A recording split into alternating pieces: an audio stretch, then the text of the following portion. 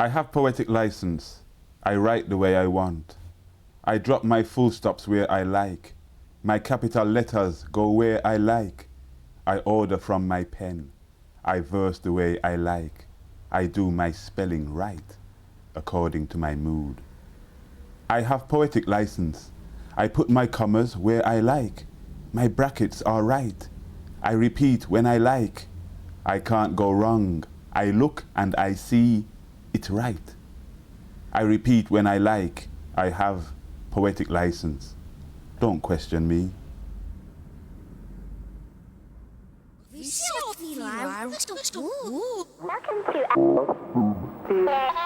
Hi. Poetry lets you play with words. Benjamin Zephaniah was playing with the way poems look on the page. Well, I thought I'd have a go. Look, I've got this poem here that begins, I saw a peacock with a fiery tail. I saw a blazing comet drop down hail. Well, that doesn't really make sense. But if you chop the lines up, it does. Look, cover that up, and it goes, with a fiery tail, I saw a blazing comet. So look, I'm going to take this pair of scissors Hold and on, chop Michael, it hold up. on. Look, I've been reading this book about the eye and seeing. Why don't we chop some of the sentences from here into there and see what we get? We could make something really fascinating, I reckon. All right, so, OK, let's do it. Let's give it a go. So I saw a lovely... What about... You should consult it and put with that, though. Consult a blade every few seconds you blink. Yeah. Are we? Scribble smoothly. Nice one. Yeah, nice one. You start. OK. I saw a peacock swivel smoothly in its socket. Blink reflex. You should consult a blazing comet at once if you have a pain in the eye. Contact lenses. I saw a cloud and spectacles are sometimes called glasses. Fiery tail. We did it. We done. Who are you?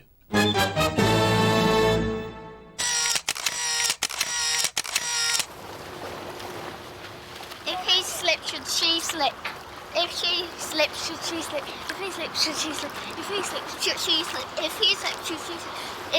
If he slips, should she slip? Unique New York, unique. Granny Square, Gus, last Granny Square, Gus, last Granny Square.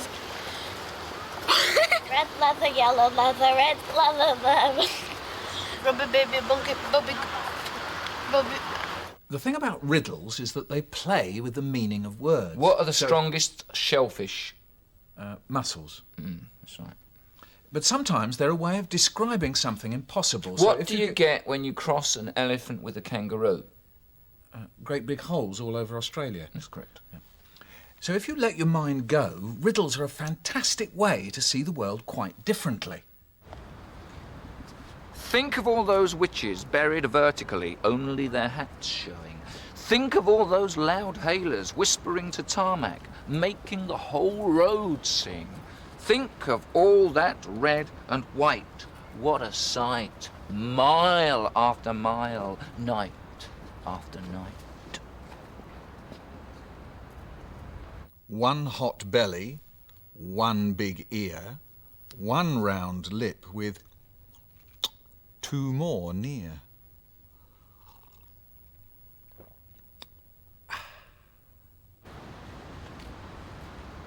I saw a giraffe on the pavement. His eye was bright, though he'd been turned to stone. No feet, no belly, no tail, just one long neck. A dog sniffed at him, but left him alone.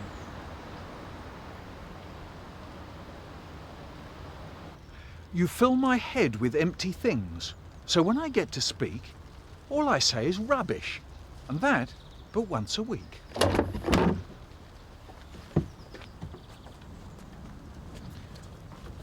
Words are physical things with a shape and size. Big is one size, bigger is bigger. Some poems follow really tight rules about their shape and size. Haikus, for instance, they have 17 syllables. 5, then 7, then 5. A haiku expresses very tightly one emotion or one feeling.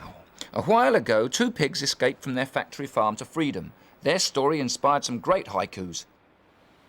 Wide-eyed people, what shape fast legs?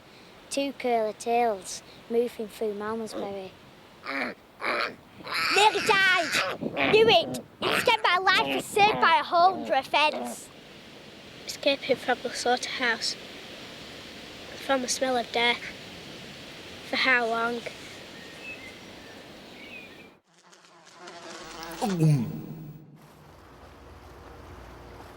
When you're playing with words, don't forget about punctuation. It can completely change the meaning. Private, no swimming allowed, is not the same as private, no, swimming allowed.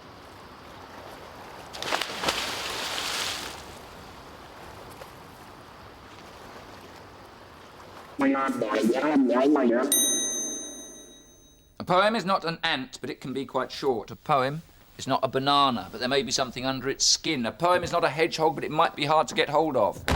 A poem is not a jumble sale, but it may contain some rubbish. A poem is not a light bulb, but you can change it if you want to. A poem is not a monkey, but it can be quite human. A poem is not a nut, but you can give it to a monkey. A poem is not a toothbrush, so don't clean your teeth with it. A poem is not a verruca, and I'm glad. A poem is not an X-ray, make no bones about it. A poem is not a year-old bag of vegetables, but it can smell quite strongly. A poem is not a xylophone, and it can spell words wrongly.